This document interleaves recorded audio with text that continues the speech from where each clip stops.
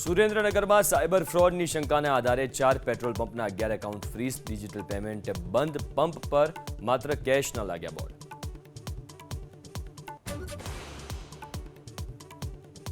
અમરેલીમાં લેટરકાંડના આરોપી અશોક માંગરોળિયા અને કાર્યકર્તા નિલેશ સાવલિયાએ ભાજપમાંથી આપ્યું રાજીનામું. કાર્યકર તરીકે અન્યાય થતો હોવાનો અને યોગ્ય ન્યાય ન મળતો હોવાનો આરોપ.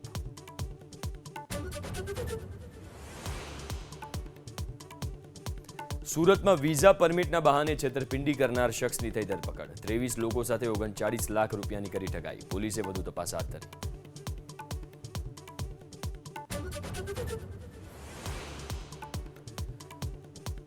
વિધાનસભામાં ગુજસી ટોક સુધારા બિલ વિના વિરોધે પસાર. ગુજસી ટોક કાયદામાંથી હવે આતંકવાદ શબ્દ થશે દૂર. સંગઠિત ગુના શબ્દ કરાયો દાખલ.